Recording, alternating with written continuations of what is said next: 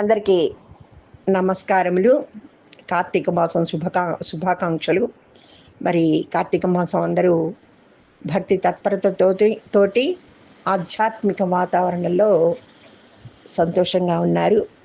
మరి ఈ భక్తి వాతావరణ కార్యక్రమంలో స్నానాలు, దీపాలు, జప తపాదులు, అభిషేకాలు, పూజలు ఇలా హడావిడిగా ఉన్నారు. ఈ హడావిడి సందర్భంలో ఈ కార్తీక మాసం ప్రత్యేకంగా నేను ఒక కథని మీ ముందుకు తీసుకొచ్చేసింది మీ అభిమాన హిమబాల. ఈరోజు మరి కథ పుణ్యం గురించిన ఒక చక్కటి కథ. ఈ కార్తీక మాసంలో ఇటువంటి కథ వింటే ఎవరైనా కూడా తన్మయులైపోతారనిపిస్తుంది. ఈ కథని మరి మీ ముందుకు తీసుకొచ్చేసాను. కార్తీక మాసం ప్రత్యేక కథగా మరి కథలోకి వచ్చేద్దామా. ఒక వర్తకుడికి 7 కుమారులు, 6 వివాహమైంది. కోడళ్లతో సమిష్టి కుటుంబం సజావుగా సాగిపోతూ ఉంది. ఇప్పుడు 7వ వాడికి పెళ్లి జరిగింది. నూతన వధువు ఇంట ప్రవేశించింది. ఇంతవరకు ఇంటిలో 6 తోటి కోడళ్ళు ఉదయం సాయంత్రం వంతులు వేసుకుని వంటలు చేస్తూ ఉన్నారు. ఎవరైనా సుస్థి పడితే, నా వంతు వచ్చినప్పుడు నీవు వంట చేయలేదు కదా, మరి నీ వంతు అప్పుడు నేనెందుకు చేయాలి? ఇలాంటి చిన్న చిన్న తగాదాలు ఆ ఇంట్లో మామూలైపోయాయి. సరే, కొత్త కోడలు ఇంట్లోకి ప్రవేశించిన మొదటి రోజే చకచక వంటగదిలోకి వచ్చేసింది. అత్త అన్నది, ఇక్కడ 6 కోడళ్ళు ఉన్నారు, నీవిప్పుడే వంటగదిలోకి రావద్దు అన్నది. చిన్న కోడలన్నది, అత్తగారు, ఆకలితో అతిథి ఇంటికి వస్తే మనం ఏం చేస్తున్నాము? శుభ్రంగా అన్నం వండి పెడుతున్నాము కదా, దాని వలన మనకి పుణ్యం కలుగుతున్నది.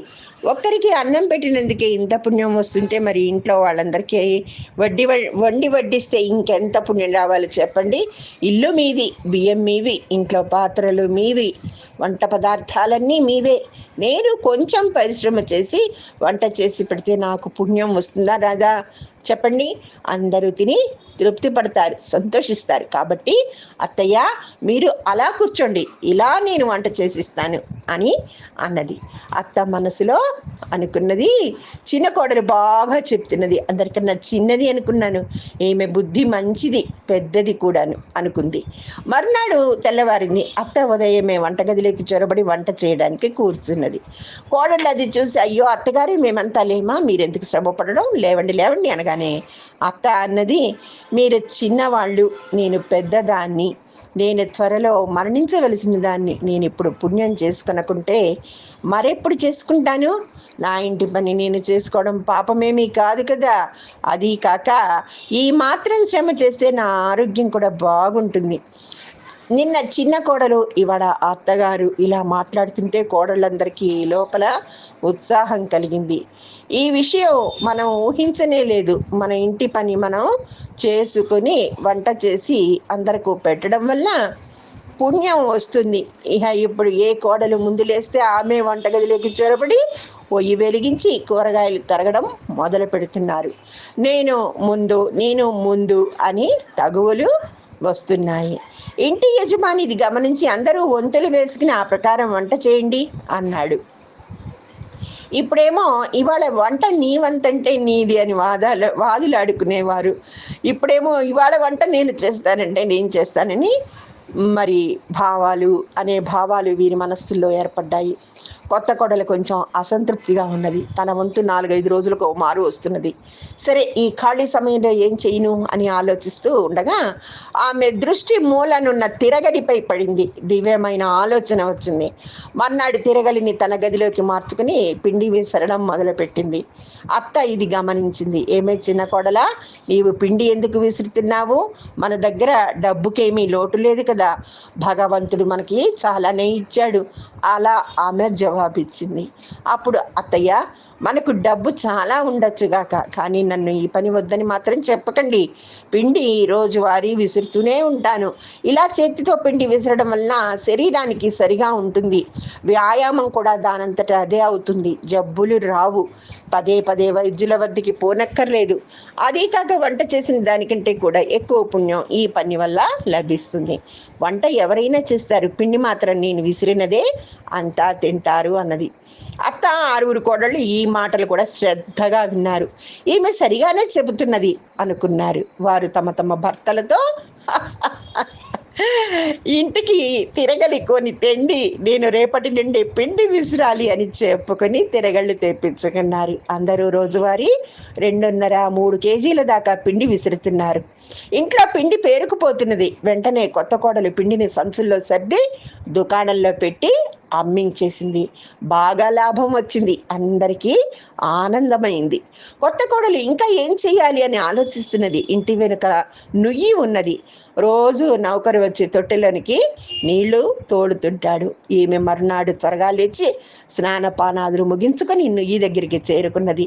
చేత తీసుకుని నీళ్ళని తొడి తొట్టెల్లో నింపింది. కొంచెం మొక్కలకు పోసింది. నౌకరు వచ్చాడు. వాడికి పని లేకుండా పోయింది. ఖాళీగా కూర్చున్నాడు. విషయం పెద్దవాడి దృష్టికి వెళ్ళింది. అత్త వచ్చింది. ఏమ్మా చిన్న కొడల, నీవు కానీ నీళ్లు తోడావా? అత్తయ్య, మరేమీ మాట్లాడకుండా ఉండండి. మీరేమైనా మాట్లాడితే నా పుణ్య సంపాదన తగ్గిపోతుంది. మీరు వైశాఖ మహత్యం లేదా? వైశాఖ మాసంలో మంచినీళ్ళు ఇవ్వడానికి సంబంధించిన గొప్ప కథ ఉంది కదా. నీళ్ళు ఇస్తే వచ్చేంత పుణ్యం అన్నం పెట్టినందుకు కూడా రాలేదు. ఎందుకంటే అన్నం రోజుకు 1-2 పర్యాయాలే తింటాం కదా. కానీ నీళ్లు ప్రతిరోజు అనేక సార్లు తాగుతాము. నీళ్లతో కాళ్ళు చేతులు కడుక్కుంటాం, ముఖం శుభ్రం చేసుకుంటాం, స్నానం చేస్తాం. ఇలా నీరు చాలా ఉపయోగాలకి వాడుతూ ఉంటాం. బాగుంది. మర్నాడు అత్త పెందలాడి లేచి నుయ్యి దగ్గరికి వెళ్ళి నీళ్లు తోడి తొట్టెల్లో పోయసాగింది.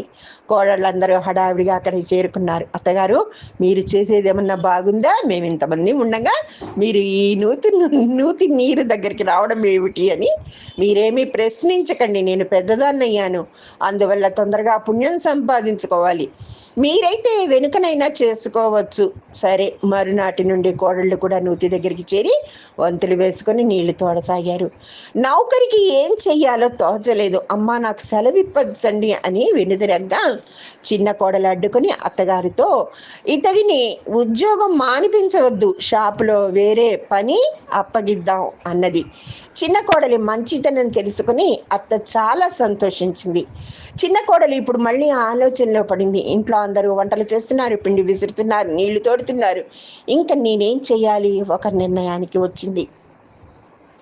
తర్వాతి రోజు ఉదయాన్నే వంటగది చేరుకొని అంట్లు ముందేసుకొని బూడిద చేతిలోకి తీసుకొని మూల కూర్చున్నది. పని మనిషి విస్తూ పోయి అలాగే నిలబడిపోయింది. గబగబా అత్తగారు వచ్చింది. ఏమే నా ముద్దుల కోడల, ఇది మాత్రం నీకు తగదు. మనకు పని చేసే వాళ్ళు ఉన్నారు. అంట్లు తోవడం వల్ల నీ బట్టలు పాడైపోతాయి, నగలు అరిగిపోతాయి. సున్నితంగా మందలించింది. దానికి చిన్న కోడలే, అత్తయ్య, నన్ను కాసేపు మాట్లాడనివ్వకండి. ఎంగిళ్ళెత్తడంలో గొప్ప మహాత్యం ఉన్నది. మీరు మహాభారతంలో కథ వినలేదు. పాండవులు రాజసూయ యాగం చేస్తూ శ్రీకృష్ణుణ్ణి ప్రథమంగా పూజ చేసిన విషయం తెలుసు కదా. ఆ కృష్ణ భగవానుడే అక్కడ అందరి ఎంగిలి విస్తళ్ళు ఎత్తే పని చేశాడు తెలుసా. ఎంగిళ్ళెత్తడం అనేది ఎంత మహిమాన్వితం కాకపోతే భగవంతుడు ఈ పనెందుకు చేస్తాడు అని అన్నది. తర్వాత రోజు అత్త వచ్చి వంటింట్లో తిష్ట వేసి అంట్లు ముందేసుకుంది. ఈ వింత చూసి కోడళ్ళందరూ చుట్టుముట్టారు. వెంటనే కోడలు, అత్తయ్య, ఇలా నా పని మీరు తీసుకోవడం సమంజసం కాదు. ఇదిగో ఈ పళ్ళెం చిన్న గ్లాసుపై నాకే హక్కున్నది. ఎందుచేతంటే ఇవి నా పతిదేవుడివి కనుక నేను వీటిని తోముతాను అంది. దానికి అత్తగారు, వెళ్ళు, వీడు ముందు నా కొడుకు, తర్వాతనే నీకు భర్త అయ్యాడు, కాబట్టి వీటిని నేనే తోముతాను ఈ విధంగా అని గబగబా అంట్లు తోమసాగింది. ఇది చూసి కోడళ్ళందరూ కూడా కూర్చొని వాళ్ళు అంట్లు కడగడం ప్రారంభించారు. బాగుంది కథ. ఇప్పుడు నేనేం చేయను అని చిన్న కోడలు మళ్ళీ ఆలోచనలో పడింది. రోజు ఉదయం ఇల్లు తొడవడానికి నౌకరు వస్తుంటాడు కదా అనుకుని వేకోజామునే లేచి చీపురు పట్టింది. నౌకరు వచ్చే ముందుగానే గదులన్నీ ఊడ్చింది, శుభ్రం చేసింది. అత్తగారిది చూసి చిన్న కోడల, ఇల్లు నువ్వు తుడిచావేమిటి అని అడుగ్గా, అత్తయ్య, మీరు కాసేపు ఊరుకోండి, మాట్లాడకండి, మీరు మాట్లాడారంటే నా చేతిలో పనిపోతుంది అని ఇంకా ఇలా అన్నది. మీరు రామాయణం వినలేదా? అడవిలో గొప్ప గొప్ప ఋషులు మునులు ఉండగా శ్రీరాముల వారు వారి కుటీరాలకు వెళ్లకుండా ముందుగా శబరి కుటీరానికే వెళ్ళాడు. ఎందుకో తెలుసా? శబరి రోజు పంపా సరోవరానికి వెళ్ళే దారిలో రాళ్ళు ముళ్ళకంపలని తొలగించి ఋషులకు దారి ఏర్పాటు చేసి వారికి సేవలు చేసేది. ఈ సేవలో గొప్ప మహిమ ఉన్నది అత్తయ్య అన్నది. మర్నాటి నుండి కోడళ్ళందరూ చీపుర్లు పట్టారు. ఈ విధంగా ఇంటి స్వభావాన్ని పూర్తిగా మార్చేసింది ఆ చిన్న కోడలు. అందరూ ఉదయాన్నే లేచి ఎవరి పనుల్లో వారు మునిగిపోతున్నారు. శుభ్రంగా గదులు తుడుస్తున్నారు, నీళ్లు తోడుతున్నారు, అంట్లు శుభ్రపరుస్తున్నారు, వంతులు లేవు, వంటలు వండుకుంటున్నారు. అంతా సవ్యంగా చక్కగా జరిగిపోతున్నాయి. కోడళ్ళందరూ అన్యోన్యంగా ఉంటున్నారు. అత్తమామలను గౌరవంగా చూసుకుంటున్నారు. దుబారా ఖర్చులు తగ్గిపోయాయి. యజమాని వ్యాపారంలో మరింత లాభం పెరిగింది. వెంటనే మామగారు కోడళ్ళందరికీ ఆ లాభాలతో చక్కటి నగలు చేయించారు. ఒకరోజు చిన్న కోడలు తనకు మామగారు ఇచ్చిన నగలు తీసుకుని పెద్ద కోడలు ఉంటున్న గదిలోనికి వెళుతుండగా ఆ అత్తగారు చూసింది. చిన్న కోడలు పెద్ద కోడలితో ఇలా అంటున్నది, వినండి, చక్కగా ఉంది ఇక్కడ.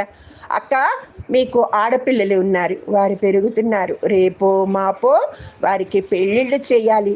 నాకైతే ఇంకా పిల్లలు లేరు. అందువల్ల ఈ నగలు నేనేం చేసుకోను. మా అమ్మ నాన్న నాకు నగలు బాగానే చేయించారు. అవన్నీ నా దగ్గర పెట్టెలో పడి ఉన్నాయి. కాబట్టి అక్క, ఈ నగలు నువ్వే తీసుకో, పిల్లల పెళ్ళిళ్ళకి అక్కడికొస్తాయి అని ఆమె చేతిలో పెట్టింది. ఎంత బాగుందో చూడండి. గుమ్మం బయట నుండి ఇదంతా గమనిస్తున్న అత్త ఒక్కసారిగా చలించిపోయింది. ఈ కథకి చివరిగా నేను చెప్పదలుచుకున్నది ఏంటంటే, ఉపన్యాసాలు చెప్పడం వేరు, ఆచరణలో చూపడం వేరు. ఈ కొత్త కోడలు తాను చెప్పినది ఆచరణ చేసి చూపించింది. ఇంటిని సంస్కరణ బాటలో నడిపించింది. ఇంతకన్నా ఇంకేం కావాలి? ఇది చక్కటి కథ. మరి వివేక చూడామణిలో స్వామీజీ వ్రాసిన పుస్తకం నుండి ఈ కథని సేకరించడం జరిగింది. ధన్యవాదములు. సర్వేజన సుఖినో భవంతు. కార్తీక మాసం ప్రత్యేకం కథ అందరికీ నచ్చితే మీ స్పందనని తెలియచేస్తే నేను కూడా చాలా సంతోషపడతాను. మీ అభిమాన హిమబాల.